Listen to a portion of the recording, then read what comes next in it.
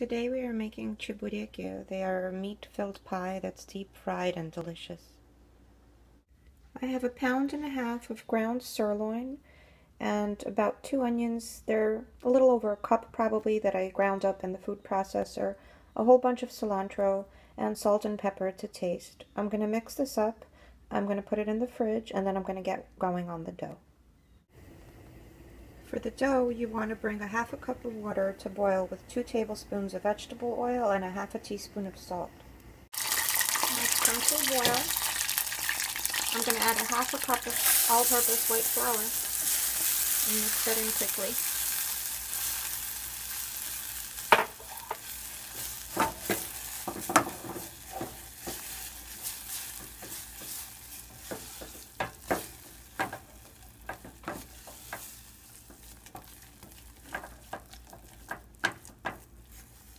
You should get a nice uniform mass, and then I'm going to put it in a separate bowl and let it cool for a little bit.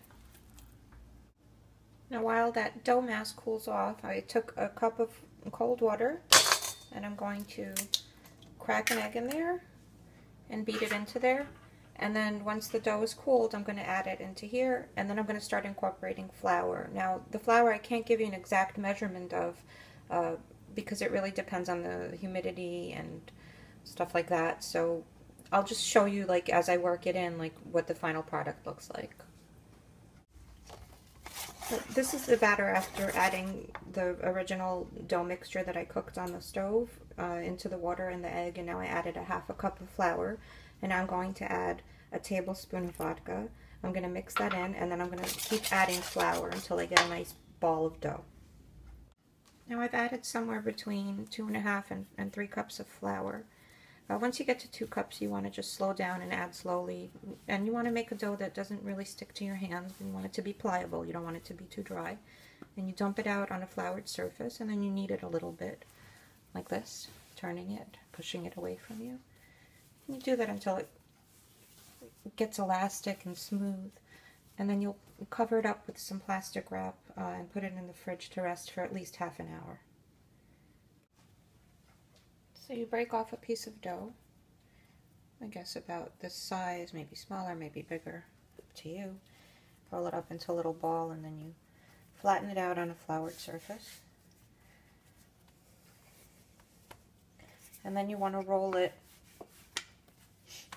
as thin as possible, but not so thin that it'll break when you fill it with the meat filling. So I'm just going to keep doing this until it's the thickness that I want it to be. So now that I have it rolled out as thin as I'd like it, I'm going to take some of this meat filling and form it into a half circle and flatten it out. You don't want to use too much. You kind of want it pretty thin, because if you use too much, it won't cook through. The dough will get burned and the meat will be raw.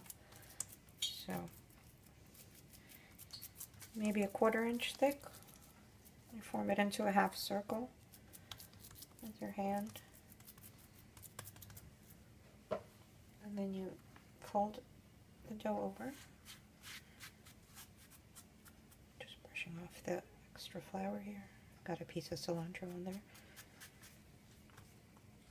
And now you want to press the air out gently, and you want to seal the edges very, very tight as you can, because you don't want any of this to seep out while it's frying. And then you just take a knife and cut off the excess here.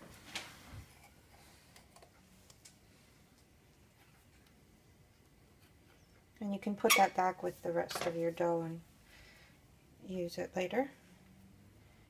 So I'm going to pinch tight, and then you take a fork and use the tines to seal it even tighter. And now I'm going to flip it over gently.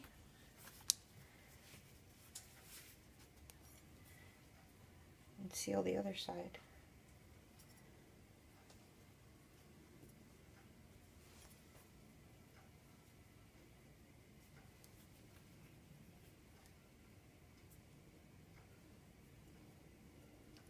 And then we're going to fry them.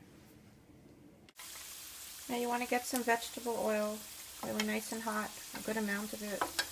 Probably have about an inch of it in the pan here. I probably could have done a little bit less oil. And then you lower the flame. You don't want the flame too hot because you don't want the dough to burn and have the meat raw inside. And then you take a spoon and you gently spoon the oil over the top.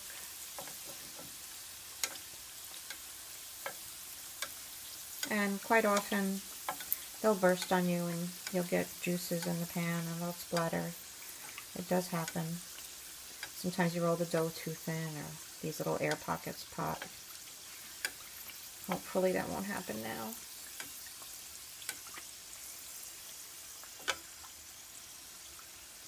And I'm going to gently flip it over.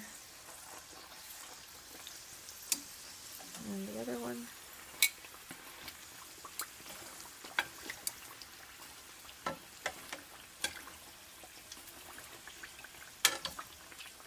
Probably should put this on the other side. That'll be better. And I'm just going to keep spooning the oil over it until they're done, and I'll show you them when they're done. And just as a word of caution, if the juices don't run out while you're cooking them, they're going to be inside the cheburek, so when you bite into it, be careful. The broth inside is very hot, so you don't want to burn yourself. And if it does start to splatter in the pan, then try to maneuver it somehow so that to minimize the splattering. If it gets really out of control, just take that one out, take it as a loss and start over. And here are the finished chebureki. I hope you enjoy.